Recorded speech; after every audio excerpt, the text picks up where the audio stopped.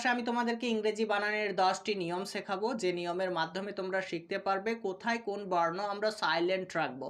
চলো আজকের ক্লাসে এগুলো আয়ত্ত করে নিই। তোমরা যদি কোনো শব্দের শুরুতে কে এন বা জি এন খুঁজে পাও, তাহলে কে এবং জি এর উচ্চারণ করার দরকার নেই। উদাহরণ দেখো, নি, নো, নক, নলেজ, নাইফ, ন্যাক, নীল, নাউট, নিক্যাপ। প্রত্যেকটা উদাহরণের মধ্যেই আমরা শব্দের শুরুতে পাচ্ছি কে এন, তাই এখানে আমরা কে এর উচ্চারণ করব না। তো এই উদাহরণগুলো তোমরা দেখতেই পাচ্ছ, এখানে আমরা প্রত্যেকটা ওয়ার্ডের মধ্যে কে এন পেয়েছি, তাই কে কে সাইলেন্ট রেখেছি। চলো আরও কিছু উদাহরণ দেখা যাক। ন্যাট, নো, নোম, নস্টিক। প্রত্যেকটা উদাহরণের মধ্যে এবার আমরা শব্দের শুরুতে জি এন খুঁজে পাচ্ছি, তাই এখানে আমরা জি এর উচ্চারণ করব না, জি কে সাইলেন্ট রাখবো।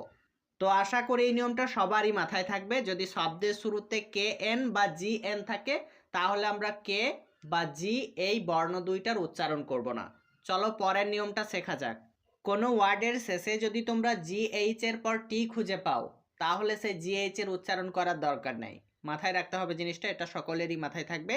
যদি কোনো ওয়ার্ডের শেষের দিকে আমরা জি এইচ এর পর টি খুঁজে পাই, তাহলে জি এইচ এর উচ্চারণ করব না। উদাহরণ দেখো, right, bright, tight, fright, thought, bought, caught, taught. প্রত্যেকটা উদাহরণের মধ্যে আমরা শেষের দিকে পাচ্ছি জিএইচ এবং তারপরে পাচ্ছি টি বর্ণটা।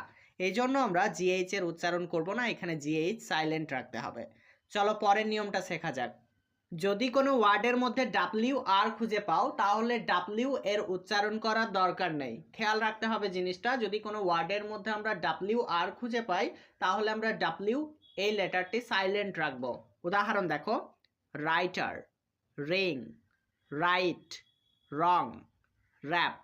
প্রত্যেকটা উদাহরণের মধ্যেই দেখো আমরা ডাব্লিউ আর লেটারটি খুঁজে পাচ্ছি, এই জন্য আমরা ডাব্লিউ এই লেটারটি সাইলেন্ট রাখবো। কোনো শব্দের মধ্যে যদি জি খুঁজে পাও, তারপরে যদি এন থাকে, তাহলে জি এর উচ্চারণ করার দরকার নেই।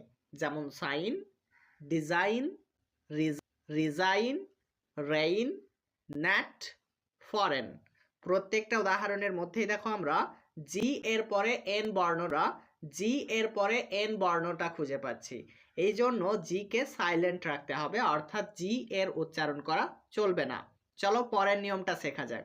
কোনো ওয়ার্ডের মধ্যে যদি ডিজে, ডিজি খুঁজে পাও, ডিজে, ডিজি, তাহলে আমরা ডি এর উচ্চারণ করব না। কথাটা খেয়াল রাখতে হবে, ডিজি আর ডিজে যদি পাশাপাশি থাকে, তাহলে আমরা ডি কে সাইলেন্ট রাখবো। উদাহরণ দেখো, ব্রিজ, জাজ, হেজ, গ্রাজ। প্রত্যেকটা উদাহরণের মধ্যে আমরা ডি এর পরে জি বর্ণটা খুঁজে পাচ্ছি, সেই জন্য আমরা ডিটা সাইলেন্ট রাখবো, অর্থাৎ ডি কে উচ্চারণ করা চলবে না। ঠিক তেমনি করে দেখো, অ্যাডজেক্টিভ, এটা আমরা অনেকে অ্যাডজেক্টিভ উচ্চারণ করি, কিন্তু সেটা ভুল উচ্চারণ। এটার সঠিক উচ্চারণ হচ্ছে অ্যাডজেক্টিভ।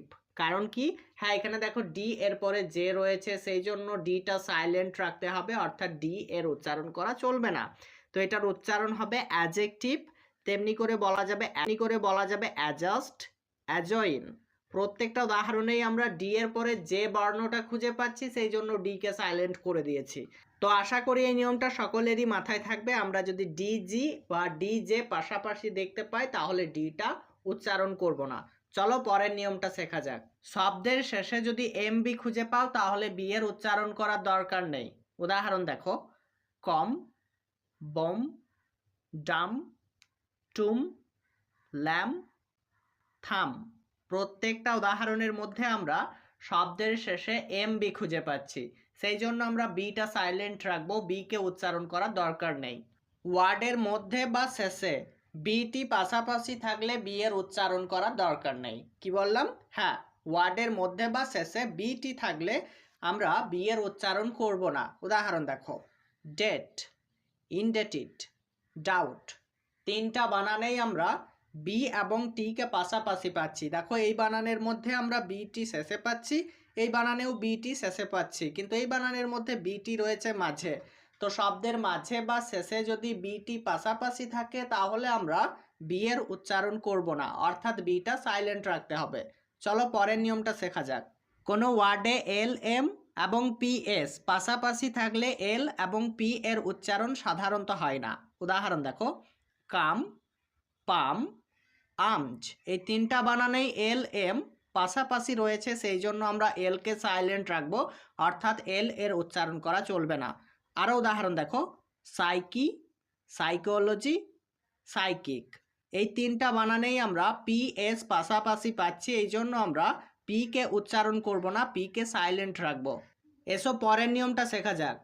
ওয়ার্ডের শেষে এম এন পাশাপাশি থাকলে এন উচ্চারণ করার দরকার নেই। কথাটা খেয়াল রাখতে হবে, ওয়ার্ডের শেষে এম এন যদি পাশাপাশি থাকে তাহলে এনটা আমরা উচ্চারণ করব না। উদাহরণ দেখো, কলেম, ক্যান্ডেম, ক্যান্টেম, সলেম, চারটে উদাহরণের মধ্যেই আমরা এম এন শব্দের শেষে পাচ্ছি, সেই জন্য আমরা এখানে এনটা উচ্চারণ করব না, এন সাইলেন্ট রাখবো। চলো আমরা পরের নিয়মটা শিখে নিই। কোনো ওয়ার্ডের মধ্যে এস টি ই বা এস টি এল থাকলে পরে আমরা টি এর উচ্চারণ করব না, টিটা সাইলেন্ট রাখবো। উদাহরণ দেখো, লিসেন, হেইসেন, ফাসেন, তিনটা উদাহরণের মধ্যে আমরা এস টি ই পাচ্ছি, সেই জন্য আমরা টিটা সাইলেন্ট রেখেছি, এখানে টি এর উচ্চারণ করিনি। দেখো, লিসেন, হেইসেন, ফাসেন।